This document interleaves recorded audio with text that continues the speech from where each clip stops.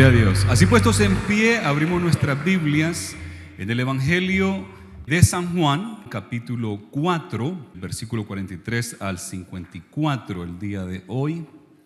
Vamos a leer unos versículos para comenzar. Te dice así la palabra del Señor y la leemos en el nombre de nuestro Señor Jesucristo. 2 días después, salió de allí y fue a Galilea, porque Jesús mismo dio testimonio de que el profeta no tiene honra en su propia tierra. Y cuando vino a Galilea, los galileos le recibieron, habiendo visto todas las cosas que había hecho en Jerusalén en la fiesta, porque también ellos habían ido a la fiesta. Vino pues Jesús otra vez a Caná de Galilea, donde había convertido el agua en vino, y había en Capernaum un oficial del rey cuyo hijo estaba enfermo. Este, cuando oyó que Jesús había llegado de Judea a Galilea, vino a él y le rogó que descendiese y sanase a su hijo, que estaba a punto de morir. Oramos. Señor, gracias te damos esta mañana por la bendición que nos das de reunirnos para bendecir y exaltar tu nombre, Señor, pero también nos hemos reunido para escuchar tu palabra, para que tú nos ministres, para que tú nos hables, Señor. Yo te pido que este mensaje sea de provecho, de bendición, de salvación para aquellos que aún no han adquirido esa salvación, Señor, de crecimiento espiritual, y que tú fortalezcas nuestra fe, ya que tú has dicho que la fe viene por el oír y el oír la palabra del Señor. En el nombre de Jesús, amén y amén. ¿Pueden tomar su lugar? En esta mañana vamos a considerar la sanidad del hijo del oficial del rey. Ese es el tema. Vamos a entrar a una serie considerando algunos de los milagros que Jesús hizo.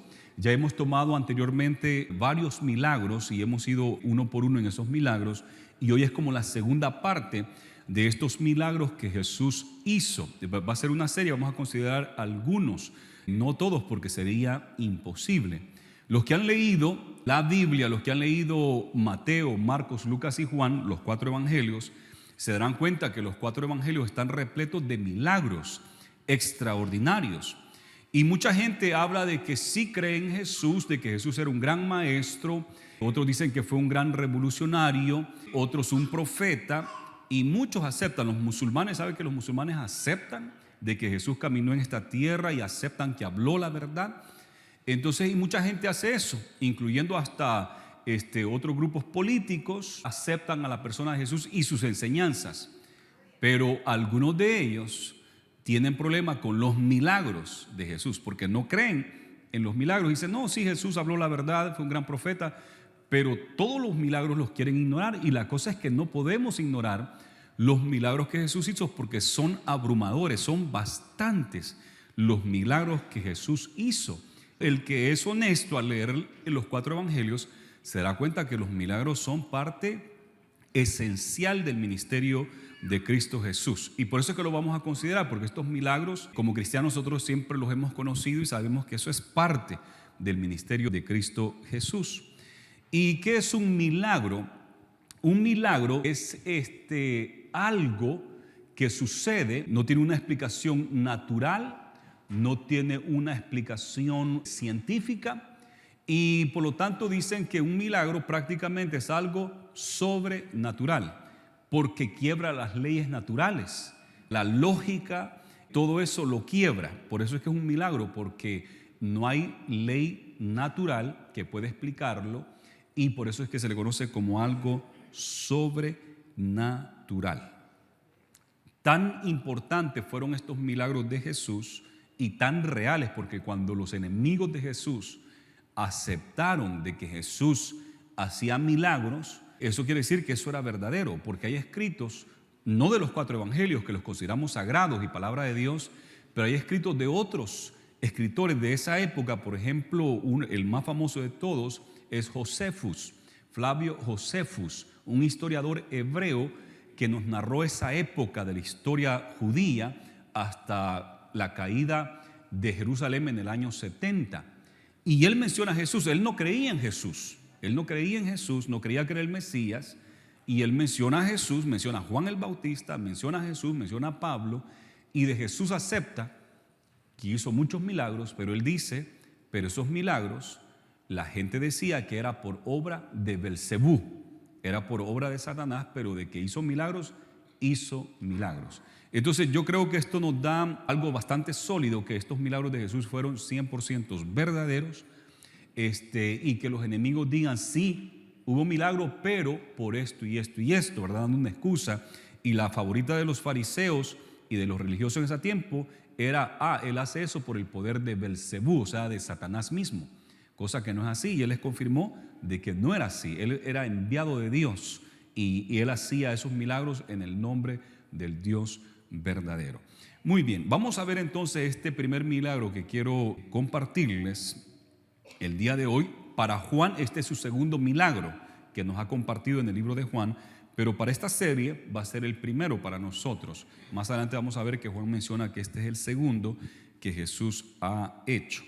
Encontramos en el versículo que leímos, 2 días después, versículo 43 de Juan 4, salió de allí y fue a Galilea. ¿De dónde salió? Si usted lee el contexto de San Juan capítulo 4, se dará cuenta que Jesús le era necesario pasar por Samaria.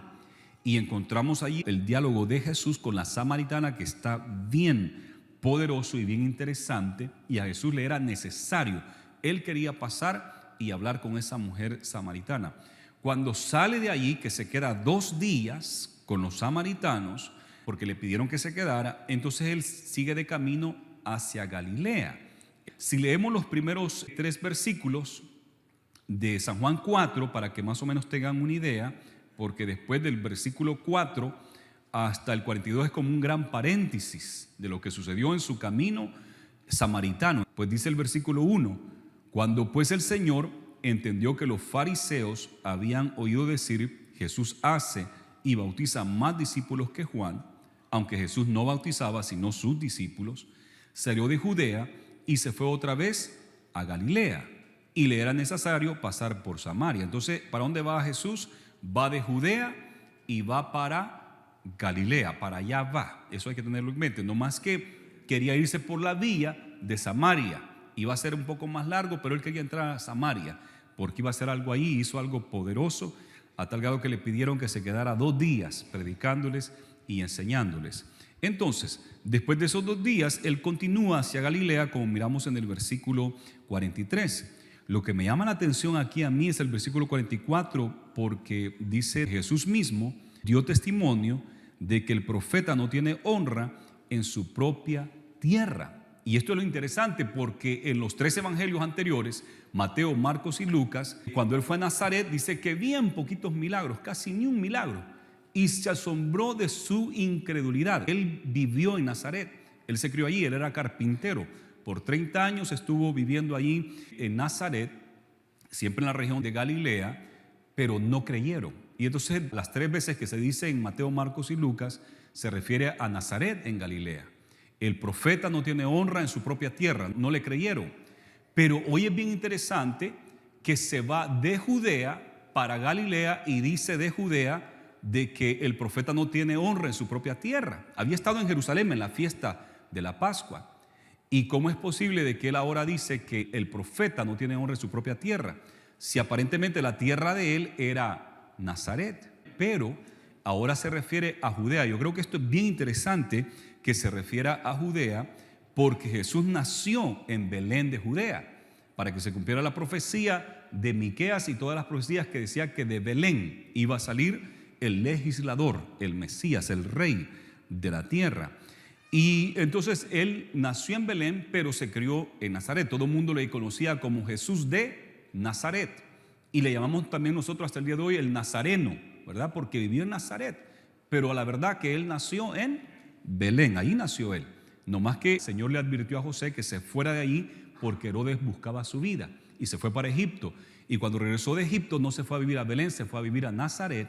Y ahí es donde se cumple también la profecía que iba a ser nazareno. Pero hoy él dice que el profeta no tiene honra en su propia tierra, porque en sí él era nacido en Judea, Belén de Judea, de donde tendría que ser el Mesías. Y yo creo que esto va más allá de Nazaret o de Judea. Esto va más allá, esto va a la nación entera de Israel, porque dice en San Juan capítulo 1, a los suyos vino y los suyos no le recibieron. Mas a todos los que le recibieron, a los que creen en él, le dio potestad de ser hechos hijos de Dios. Así es que la nación entera de Israel lo rechazó. Unos cuantos lo recibieron.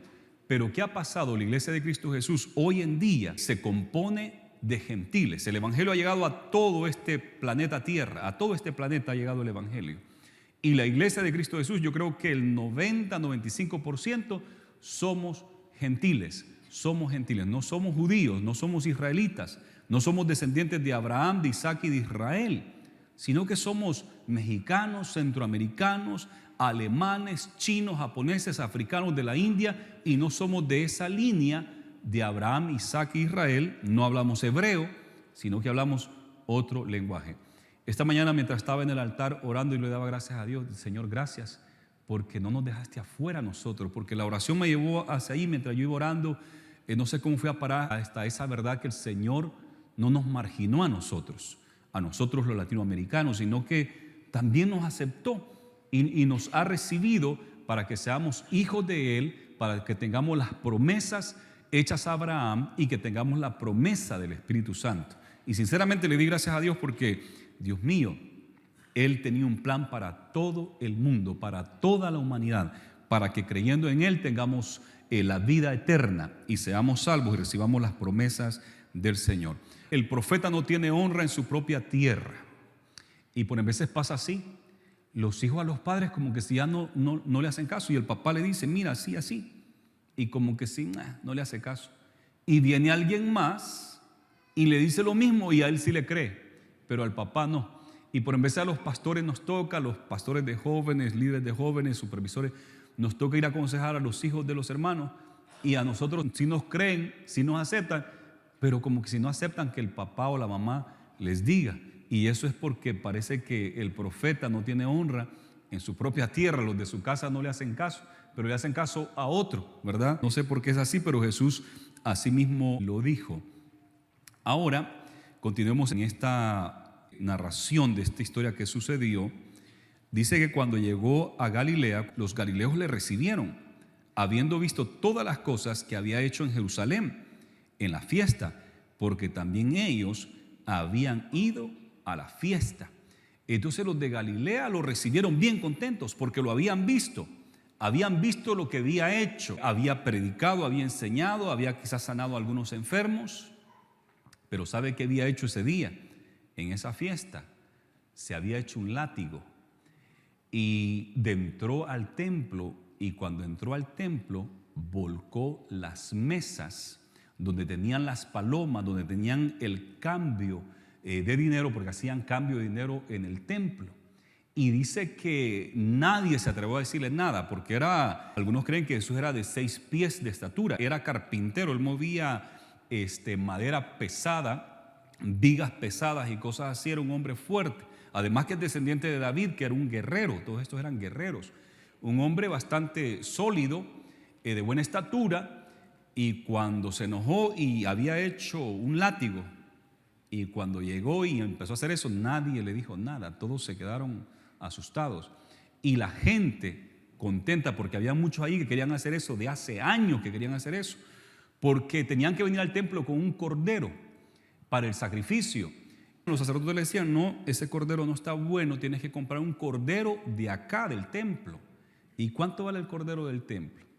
Bueno, el cordero del templo, por así decir, te cuesta $600.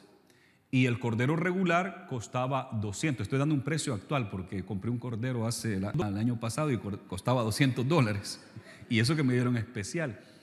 $200 costaba el cordero que compré 2 para la fiesta que hicimos acá. Pero ellos, en vez de darlo en el precio regular del mercado, lo daban 4 y 5 veces más de lo que valía. O sea que 5 veces más es $1,000, ¿verdad? Pero digamos $800, $600. Y las familias no tenían el dinero, eran estafados por Roma con los impuestos tremendos que Roma les ponía, y aparte el templo del Señor también estafándoles a las familias pobres, a las familias necesitadas, y ellos con un gran amor y con una gran fe pues tenían que comprar el cordero que ofrecía el templo. 4 o 5 veces más caro de lo que era lo normal. Las palomas, para el más pobrecito, pues no podía comprar cordero. ¿Sabe que José y María no compraron cordero cuando presentaron a Jesús? Sino que una paloma y una tortolita fueron lo que ofrecieron, porque eso era lo más barato que había. Y aún eso era más caro que si lo compraban en el mercado, era más caro. Y no les permitían que lo trajeran del mercado o de otro lado de su casa. Tenía que comprarlo en el templo. Y por eso tenían las palomas ahí también. Y no solo eso, venía gente de Roma, venía gente de Grecia, venía gente de África, que venían al templo y le decían: no, ese dinero que tú traes de Roma o de Grecia, ese dinero no te cuenta acá, te vamos a cambiar el dinero. Entonces, cuando uno va a México, ¿cuánto le dan a uno? Hace poco, cuando fuimos, era 18 pesos por $1, ¿verdad? Ahora creo que ya está 19 o 20, no estoy seguro cómo está ahorita. 19 pesos por ahí por $1. Pero ¿sabe qué hacían ellos? Lo estafaban. En vez de darle los 19 pesos por $1, pues le salía más caro, ¿verdad? Y entonces ahí hacían dinero de todas partes, en una opresión al pueblo. Y Jesús volcó las mesas y le dijo: mi casa de oración será llamada, y ustedes la han convertido en una cueva de ladrones. Así le dijo a los sacerdotes. Y todos se quedaron que no dijeron palabra alguna, les dio un coraje. Desde ahí decidieron: lo vamos a matar, porque ¿qué anda haciendo eso? Y Jesús pues había puesto en su lugar a estos, y diciendo: mi casa, refiriéndose que Él es Dios y que esta es la casa de Él y que es una casa santa, y debe de hacerse todo con justicia, con amor, con un servicio a Dios verdadero, no estafando y robando a los creyentes que vienen a la casa del Señor. Así es que los galileos estaban bien contentos, lo recibieron. Yo creo que estaban bien contentos al recibirlo por lo que había hecho, porque dijo: por fin alguien dijo algo, por fin alguien tuvo valor de hacer algo con esta estafa que nos hacen y este abuso que nos hacen. Y bueno, y aparte que están viendo los milagros, así es que ellos lo reciben con mucho gusto, con mucha alegría. Y dice en el versículo 46: vino pues Jesús otra vez a Caná de Galilea, donde había convertido el agua en vino. Ese fue el primer milagro que hizo ahí en Caná, fue convertir el agua en vino. Es un milagro extraordinario que desafía las leyes naturales, que el agua se convierte en vino. Por eso se llama un milagro, porque está desafiando toda ciencia, toda ley natural la está desafiando. Aparte que le pide que le lleven esa agua, le dicen: agarren esa agua al maestro Sala, que la pruebe, el que está ahí para probar los sabores y todo. Y cuando la probó dijo: wow, usualmente dan el mejor vino al comienzo, y ya al final, cuando ya la gente ya está algo llena y ya no quiere más, pues entonces sacan el feo, el que no sirve, ¿verdad? El más barato, ese dan de último, ¿verdad? Para el que él quiere, pues aquí solo tenemos ya. Pero aquí han hecho al revés, dijo: el mejor vino lo han dejado de último, que era el agua que había convertido en vino. O sea que hasta en eso era extraordinario este milagro. Y regresó allí a Caná de Galilea, y dice que había en Capernaum un oficial del rey cuyo hijo estaba enfermo. Cuando oyó que Jesús había llegado de Judea a Galilea, vino a él y le rogó que descendiese y sanase a su hijo, que estaba a punto de morir. Entonces este oficial del rey, ¿qué rey? El rey aquí es Herodes, porque César es el emperador y el emperador está en Roma. Pero ahí en Judea, en toda esa área de Galilea, en lo que es ahora Israel y parte de Palestina y Jordania, ahí había un rey que era Herodes. Y Herodes pues tenía diferentes oficiales, y este oficial tenía un hijo bien enfermo y llegó a pedir la ayuda de Jesús. Quería que Jesús fuera con él para que le pusiera la mano a su hijo y que su hijo sanara. Pero sabe que hay unas ideas de quién puede ser este oficial, porque aparecen 2 oficiales del rey Herodes en la Biblia. Y el primero que aparece es en Lucas capítulo 8 y versículo 3. Nos dice que varias mujeres servían a Jesús. Y dice de que servían a Jesús una que se llamaba Juana, que era esposa de Chuza, que era intendente de Herodes. Entonces algunos dicen: quizás era Chuza el que llegó. Qué nombre más raro, ¿verdad? Allá en El Salvador a los Jesús le decimos Chus, y era Chuza. Bueno, Chuza era intendente de Herodes, Y resulta que su mujer servía a Jesús. Entonces alguien pensó, bueno, quizás era Chuza el que llegó en esa ocasión, ahí en San Juan capítulo 4. Pero otros han dicho, no, quizás no era él, sino que quizás era otro que aparece en Hechos capítulo 13, versículo 1, que se llama Manaén. Manaén dice en Hechos capítulo 13, versículo 1, que se crió con Herodes, Manaén. Y dice que en la iglesia en Antioquía, en Hechos capítulo 13, habían profetas y maestros, y entre esos estaba también Manaén, que era un oficial o se crió junto con Herodes. Sea quien sea, puede ser que sea Chuza, puede ser que sea Manaén, lo importante es de que era un oficial del rey que tuvo fe. Eso es lo que importa, ¿verdad? No vamos a entrar en un debate que quién era, pero es interesante que en la Biblia aparecen dos oficiales de Herodes que se hicieron creyentes y que caminaron con el Señor. Lo otro que nos interesa acá es la distancia que caminó, porque dice que de Capernaum fue hasta Caná de Galilea. ¿Sabe cuántos kilómetros son de Capernaum a Caná de Galilea? Son 30, un poquito más de 30 kilómetros. Los que son de Latinoamérica, pues fácil saben que es 30 kilómetros. Los que nos hemos criado aquí en Estados Unidos tendríamos que decirlo en millas para más o menos entenderle. Estamos hablando de 18.6 millas, 18 millas y media, un poquito más, casi pegándole a las 19 millas de caminar. Es una distancia bastante larga, especialmente en el tiempo que el transporte era a pie o en burro, ¿verdad? En asno o a caballo. Así es que es una distancia bastante retirada de Capernaum hasta Caná de Galilea.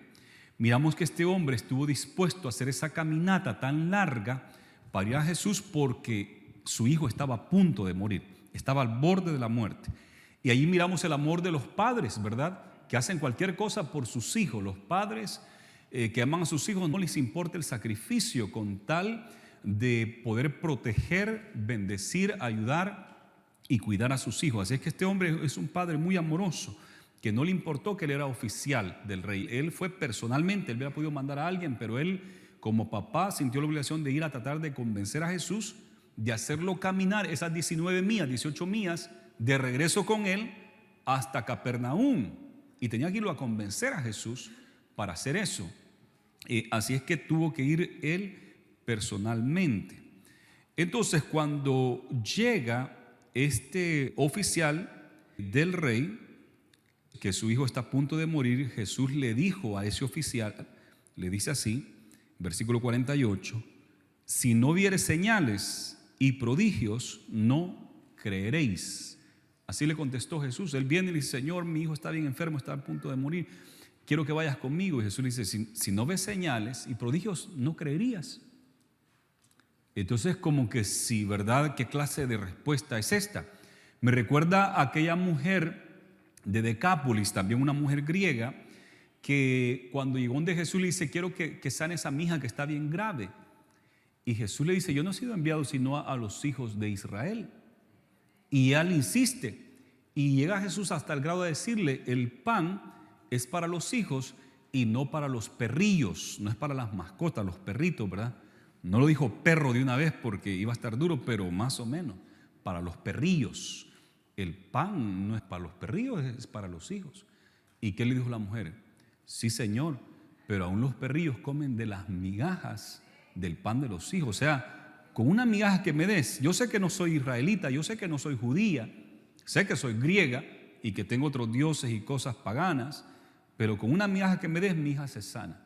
¿Y qué le dijo Jesús? Mujer, grande es tu fe, hágase contigo como tú quieres.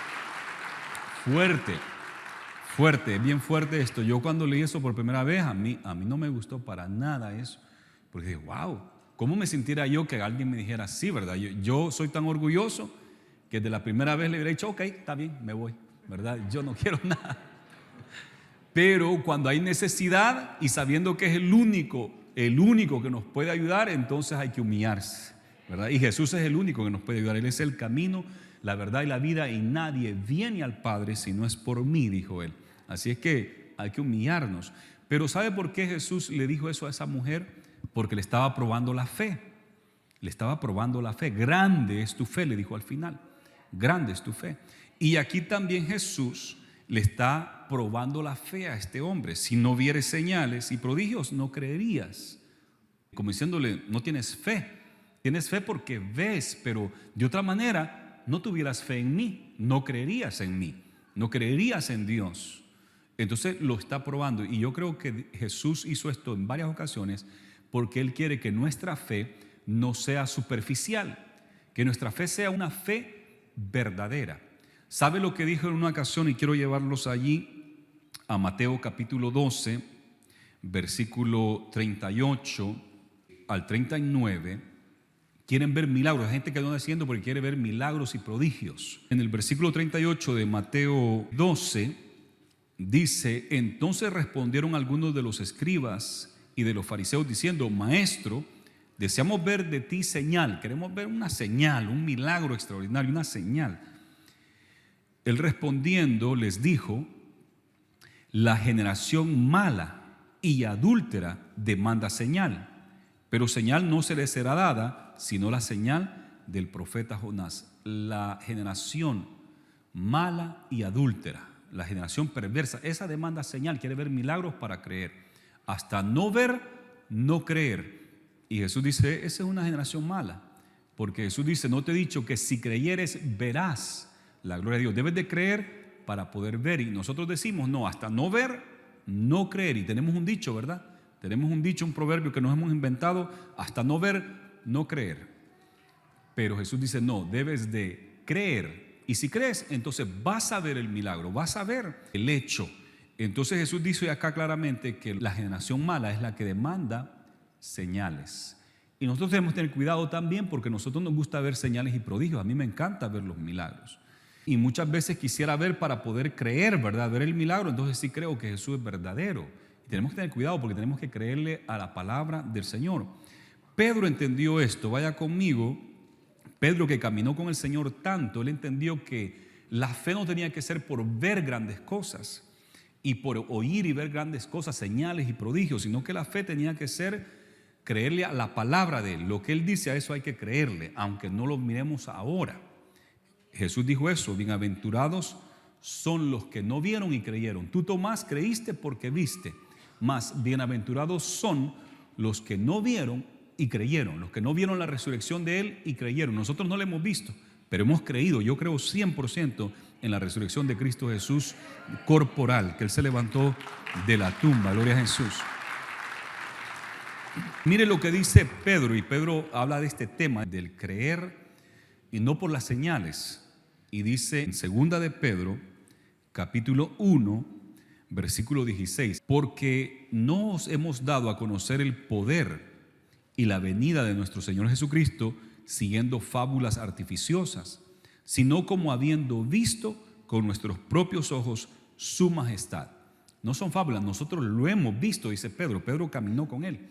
Pedro fue de los 3 que Jesús llevó para 3 milagros extraordinarios, que los otros 9 no fueron. De los 12 solo a 3 se llevó. Cuando fue a resucitar a la hija de Jairo, solo 3 le acompañaron. Cuando fue al monte de la transfiguración, incluso el que va a decir, solo a ellos 3 les pidió que fueran, y de eso va a hablar aquí él. Dice el 17, segunda de Pedro 1:17: pues cuando él recibió de Dios Padre honra y gloria, le fue enviada desde la magnífica gloria una voz que decía: este es mi Hijo amado, en el cual tengo complacencia. Pedro dice, yo estaba ahí cuando esa voz gloriosa de la gloria de Dios dijo: este es mi Hijo amado, en el cual tengo complacencia. 2 veces lo dijo. Lo dijo cuando Jesús fue bautizado, que varios lo oyeron, y lo dijo en el monte de transfiguración, que solo 3 de los discípulos de Jesús lo oyeron. Y dice el 18: y nosotros oímos esta voz enviada del cielo cuando estábamos con Él en el monte santo. Nosotros oímos esa voz cuando estábamos en el monte santo, en el monte de la transfiguración, la oímos.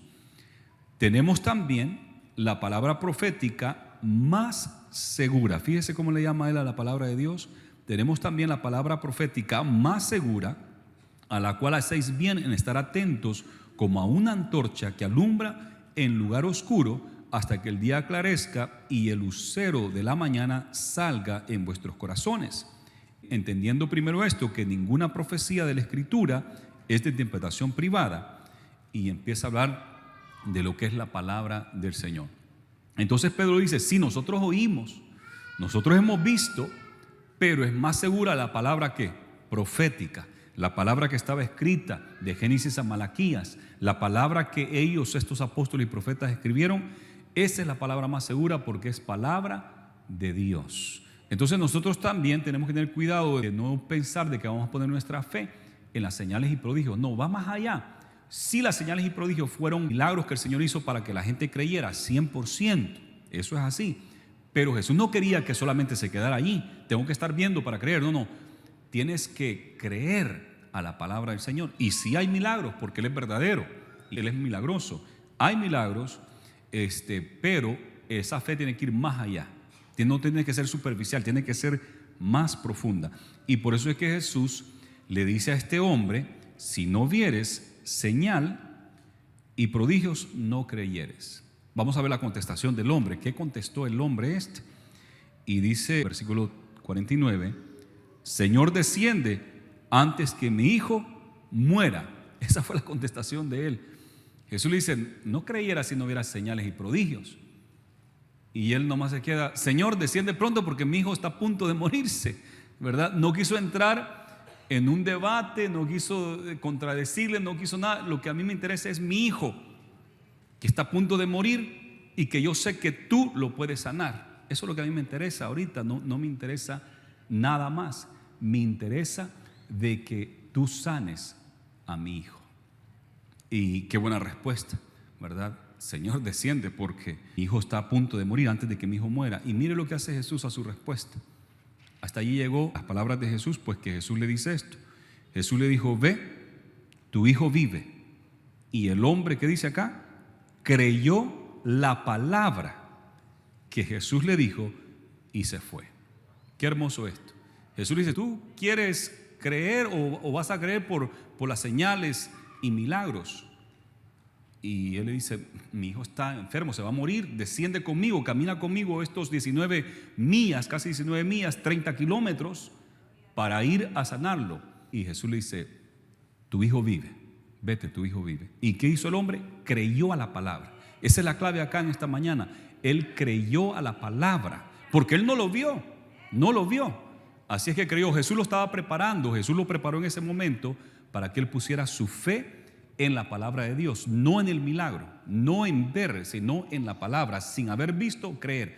Y nos dice que este oficial creyó a la palabra de Dios. Esto, amados hermanos, es bien importante, que nosotros le creamos a Dios, que pongamos nuestra fe completamente en Él.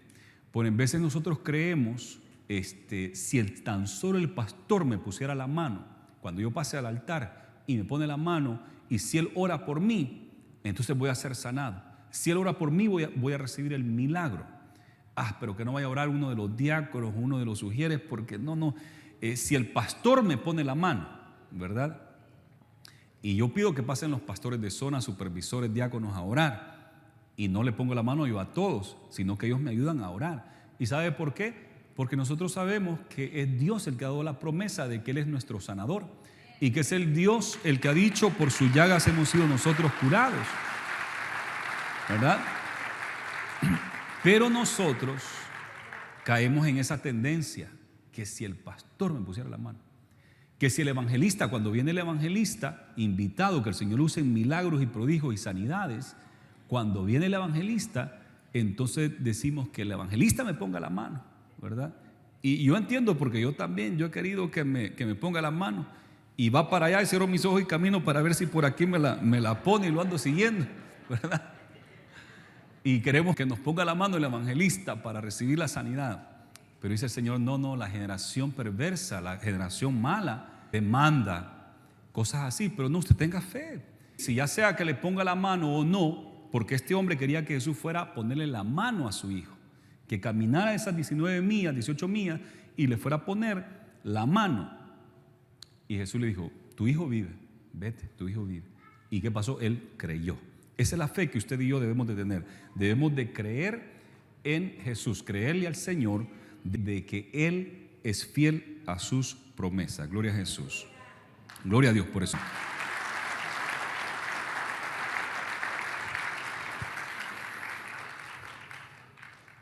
Y entonces dice el versículo 51, cuando ya él descendía, sus siervos salieron a recibirle y le dieron buenas nuevas diciendo: tu hijo vive. Y así fue como Jesús le dijo: ve, tu hijo vive. Así le dijo Jesús. Y cuando estos hombres lo encuentran, le dicen lo mismo: tu hijo vive. Entonces las mismas palabras que Jesús había dicho, ve, tu hijo vive, le salen a recibir sus siervos, los que trabajaban en su casa para él, y le dice: tu hijo vive. Entonces esto fue maravilloso. Yo me imagino, recuerde que son 30 kilómetros, alrededor de 18 millas y media. Y yo me imagino que esas 18 millas y medias se le han de haber hecho algo larga, ¿verdad? Para poder llegar y ver cómo está su hijo. O puede ser de que cuando él escuchó esas palabras, tu hijo vive, y él le creyó a Jesús, tuvo paciencia y dijo no. Y fue de lo más contento, de lo más tranquilo, sin ansiedad, sabiendo que su hijo vivía. No sé cuál fue la actitud, pero nosotros por en veces, aunque el Señor nos da la promesa y todo, todavía estamos medios ansiosos. ¿Será o no será? ¿Será que sí o será que no? Y estamos ansiosos por ver si sí o no. Y caminó 30 kilómetros y por fin va a saber si sí o no su hijo había sanado. No sé si se le hizo largo el camino o si se le hizo tranquilo el camino, porque iba seguro de lo que el Señor le había dicho. Es un humano igual que usted y yo, y pasó cosas como usted y yo pasamos. Pero cuando él llega, le salen a recibir, cuando lo ven venir, pues le salen al encuentro. Quizás lo van a recibir a 1 o 2 cuadras de distancia para caminar con él de regreso. Y entonces cuando le dicen tu hijo vive, él les preguntó esto: ¿a qué hora había comenzado a estar mejor? Y le dijeron: ayer a las 7 le dejó la fiebre. O sea que caminó bastante, porque hasta ayer, o sea que llegó el siguiente día, llegó hasta el siguiente día. Ayer a las 7 le dejó la fiebre. Ahora, aquí no sabemos si es la hora romana, es el rey Herodes al que le está sirviendo. No sabemos si está usando la hora romana, que si fueran las 7, serían las 7 de la noche de ayer, porque dijo ayer a las 7, serían las 7 de la noche. Pero si fuera la hora hebrea, la hora judía que se usaba acá en esas tierras bíblicas, tendrían que ser la 1 de la tarde, porque la séptima hora es la 1 de la tarde. A la sexta hora es al mediodía, la primera hora es las 6 de la mañana. Así es que a las 7 de ayer, estaba diciendo a la 1 de la tarde de ayer. Entonces, o a las 7 de la noche de ayer. La cosa es que ya había pasado bastante tiempo cuando él llegó, y claro, para caminar todas esas millas. Y sabe que cuando él le dijeron la hora, fue exacto la hora. Si fue hora hebrea, a la 1 de la tarde él habló con Jesús y Jesús le dijo: vete, tu hijo vive, ve, tu hijo vive. Y entonces exactamente a la hora que Jesús me dijo, se le fue la fiebre. Y fue un milagro no gradual. No le dijeron, lo dejó la fiebre a las 7, a la hora séptima. A esa hora lo dejó la fiebre. O sea que fue un milagro extraordinario. Vuelvo a leer acá. Ayer a las 7 le dejó la fiebre. Y ya quizás le dio hambre y quiso comer a la misma hora de las 7. Entonces él dijo, esa misma hora fue cuando Jesús le había dicho esto. Y le dice, y el padre entonces entendió que aquella era la hora en que Jesús le había dicho, tu hijo vive, y creyó él con toda su casa. Esa fue la hora exacta cuando Jesús dio la palabra.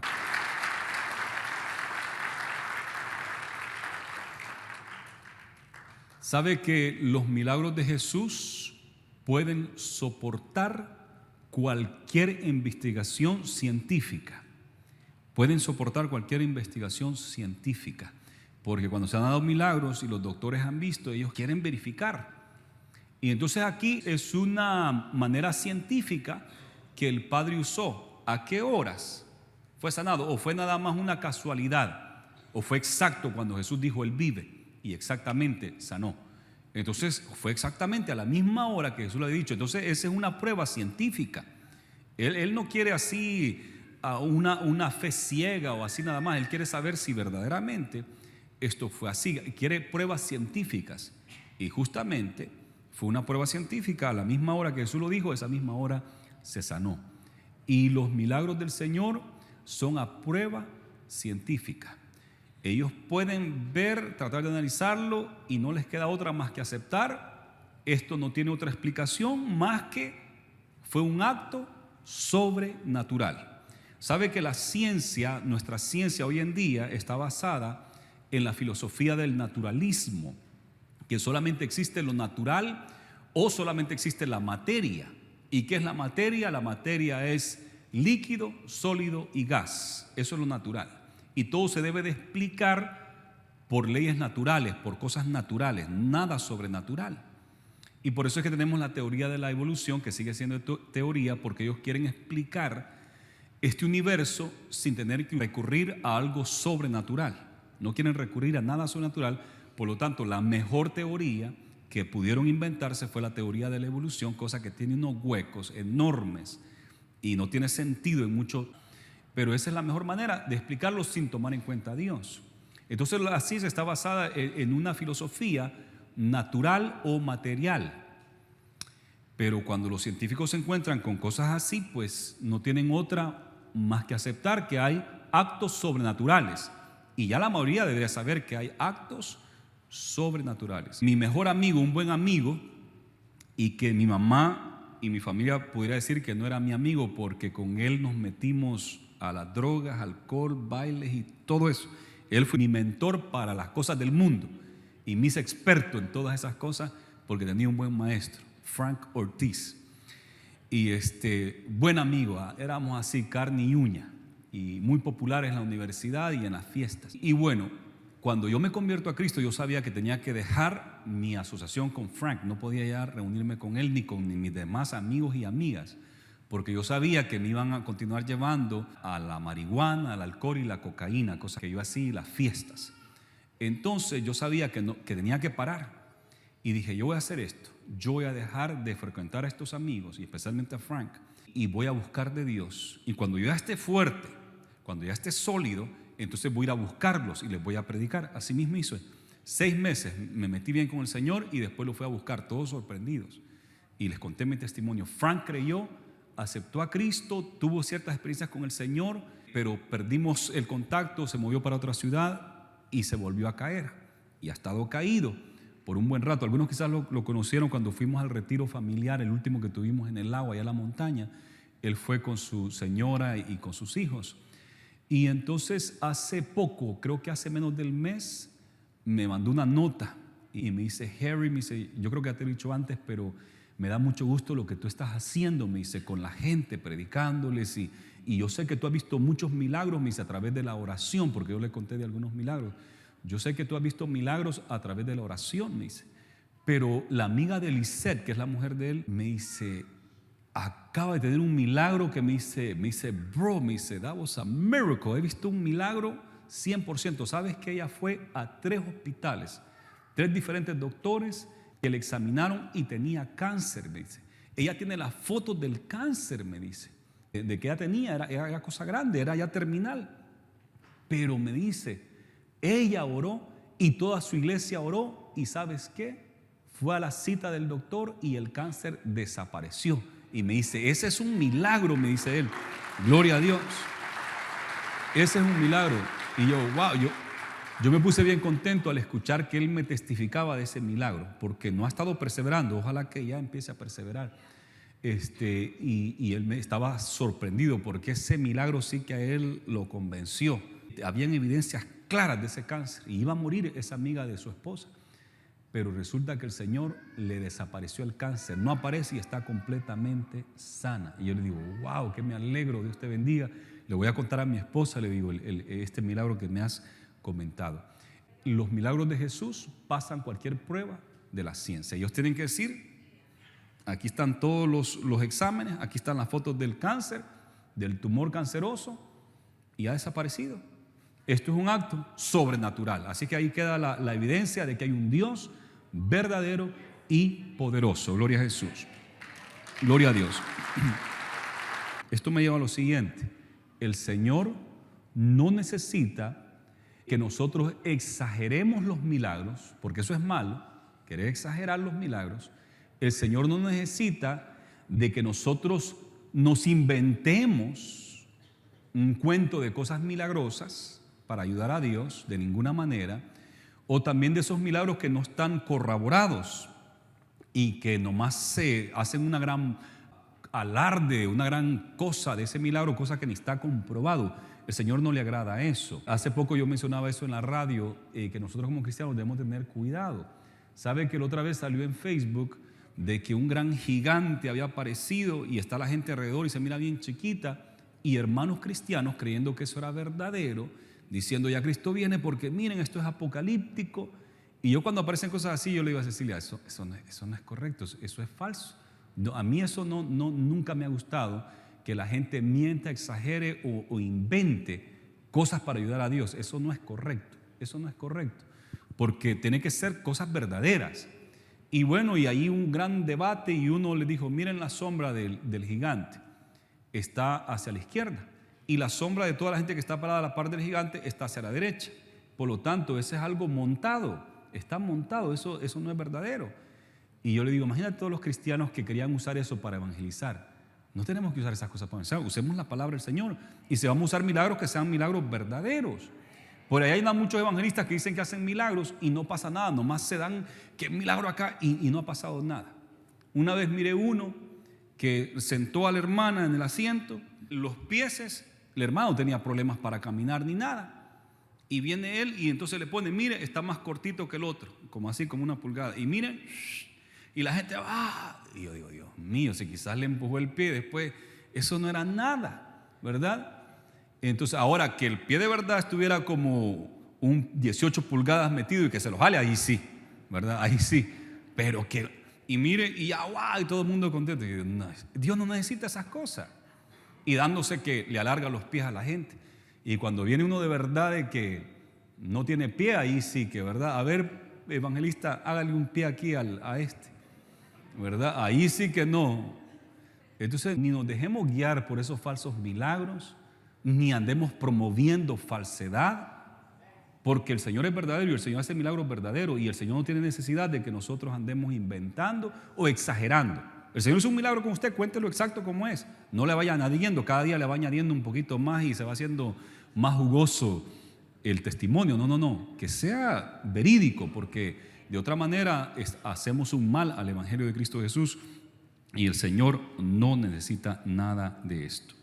Dice el versículo final, esta segunda señal hizo Jesús cuando fue de Judea a Galilea. Fue una segunda señal, porque la primera fue el agua, convertirla en vino, y esta fue una segunda señal. Este milagro de sanidad, Juan le conoce como una señal, una gran señal que hubo para que la gente creyera que Jesús de Nazaret es el Cristo, es el Dios vivo que tiene poder, y que solamente a través de Él tenemos salvación y vida eterna. Gloria a Jesús. Démosle un fuerte aplauso al Señor. Gloria a Jesús.